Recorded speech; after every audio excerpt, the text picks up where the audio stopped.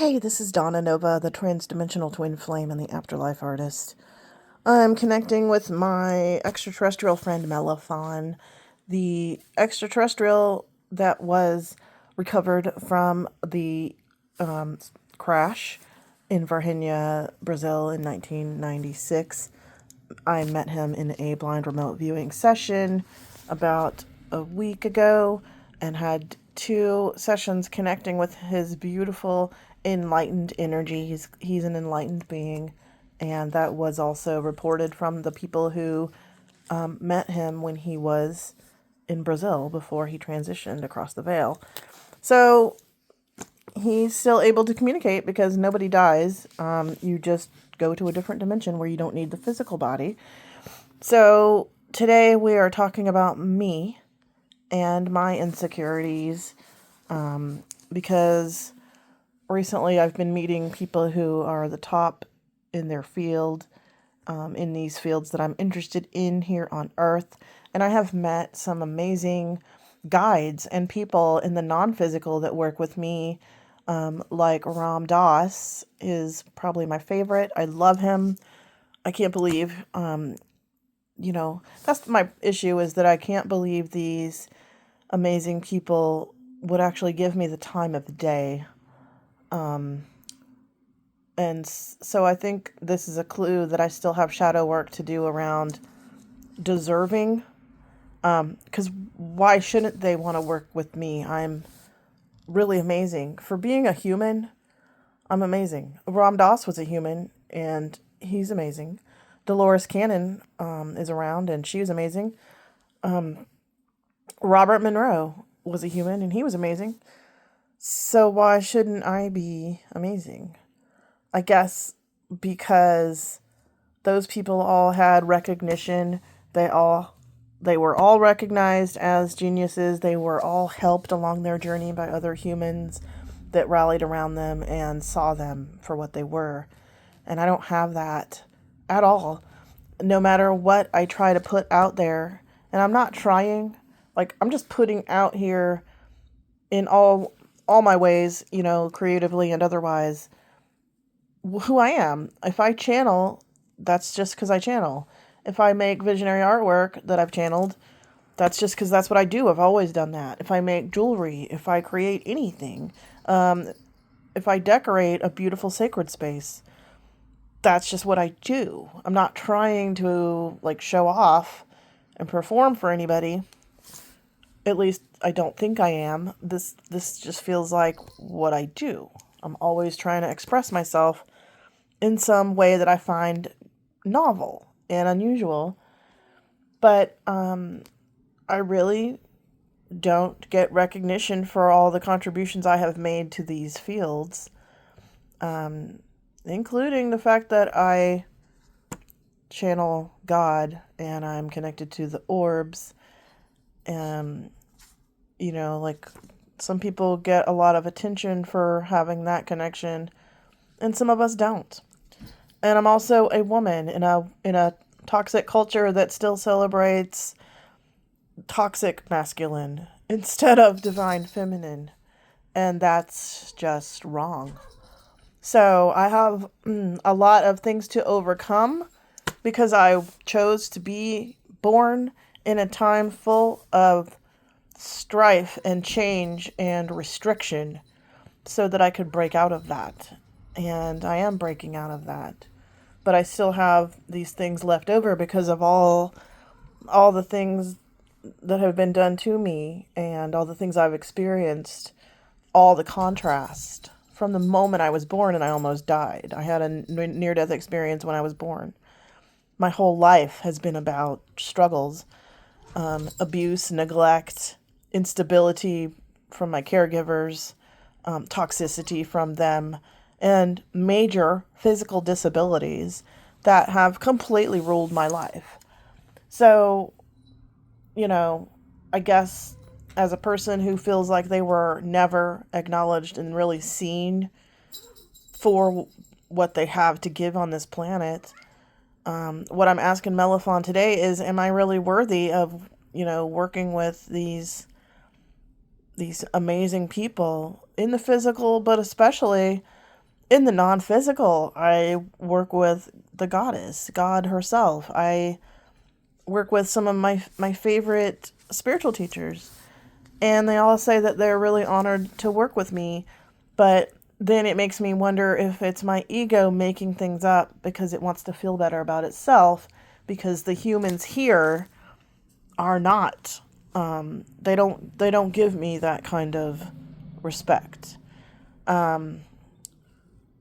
They treat me, I don't know, like an alien, I guess. They don't understand me, and they're either envious or jealous, or they just think I'm weird, or you know what I mean? There's no place where I really fit.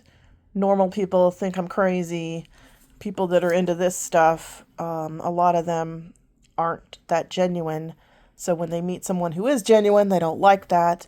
And then the ones who are genuine that just haven't achieved whatever I've achieved that they're wanting, instead of realizing that I'm here to help them achieve it, or at least, tell them ways that they can get out of their own way, because that's mainly what it is just getting out of your own way on this journey, being brave, taking chances, and following your guidance.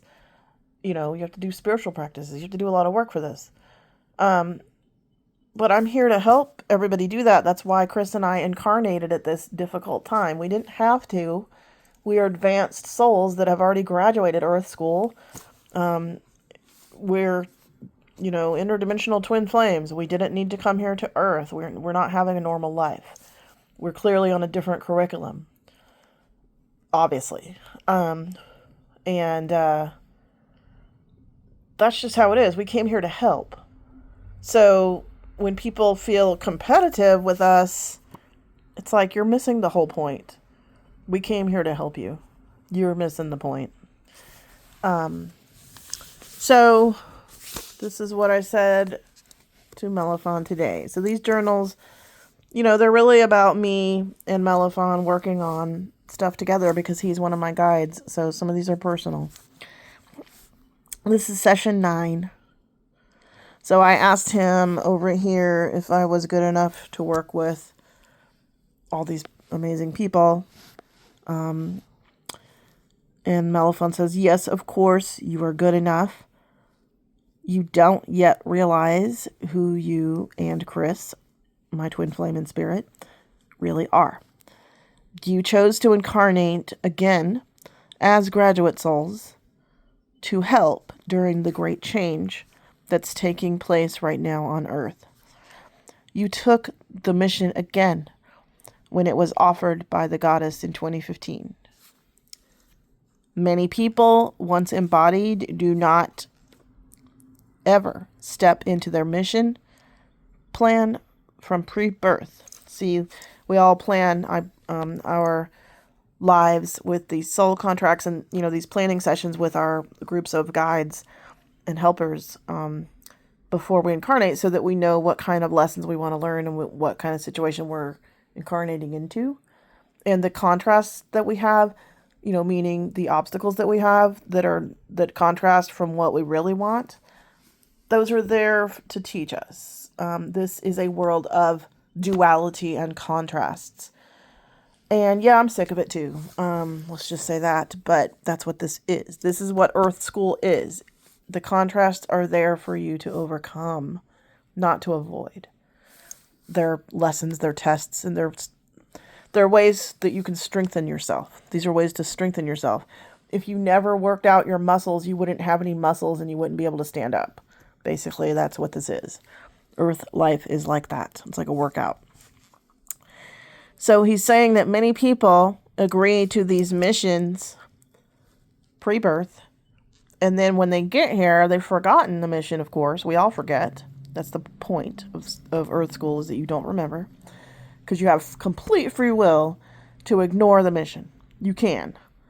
But some of us have very strong missions that were important and pivotal. Not every lifetime is like that. Think about how many times we've incarnated and it hasn't been that way. But in this particular lifetime, it's very clear that anybody who is here on this planet came for the show that's happening right now with the transition into a new version of Earth, whatever you think that is. You don't have to even be metaphysical minded. You don't have to be into this at all to see that something is hugely changing. It doesn't take a rocket scientist. It doesn't take a guru to see that. So we all know that's true. But the metaphysical people have been telling you this for decades.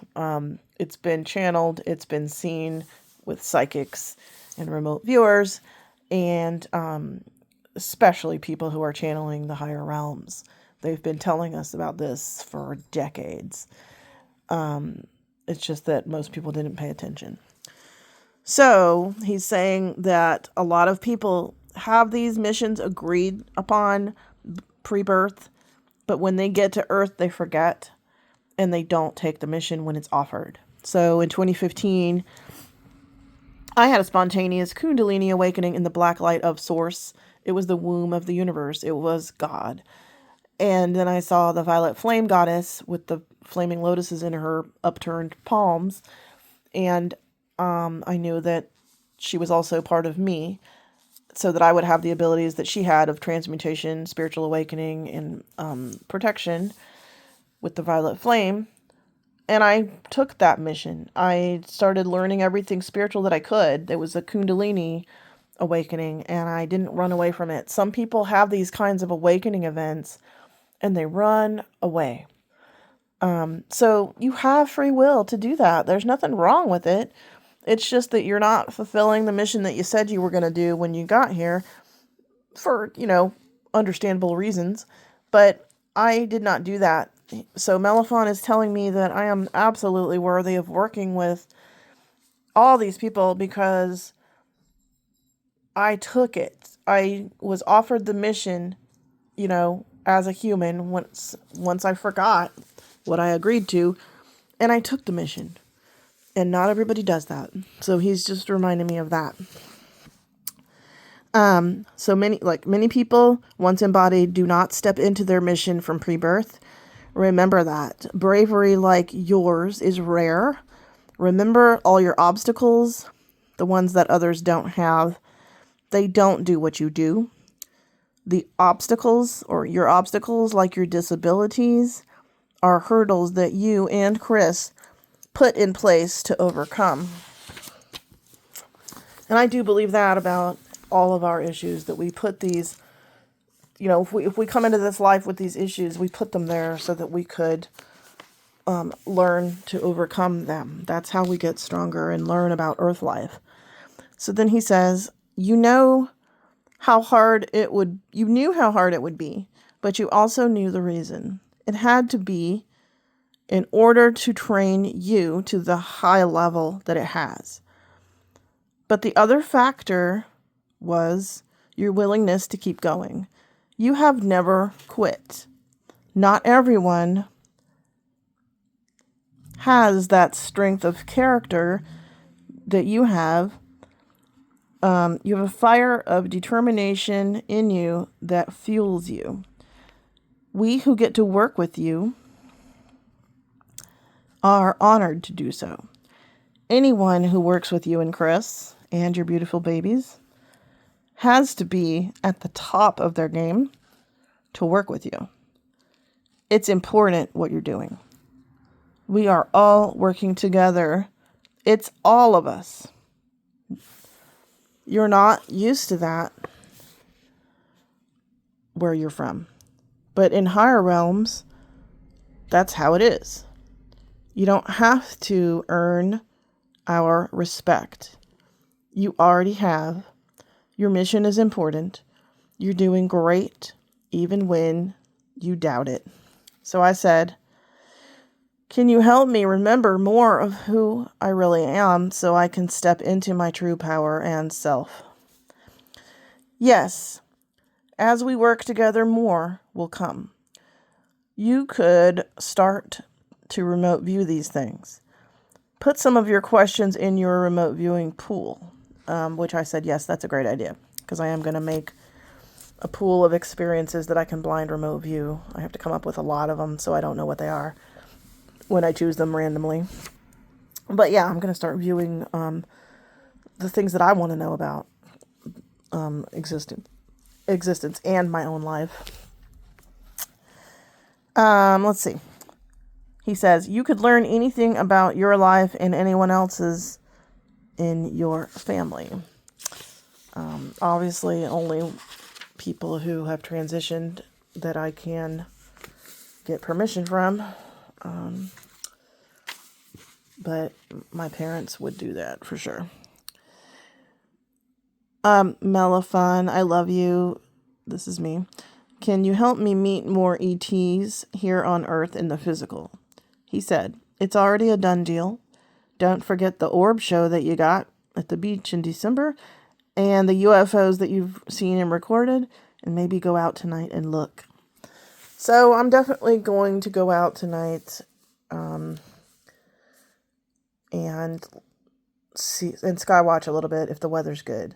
I haven't been really doing that since December, and it's February. The weather has been very bad here, and it's a sort of a hibernation time for me. So I haven't seen my orb friends or any other UFO type things since December, and I miss them. So that's that. Thank you, Melafon.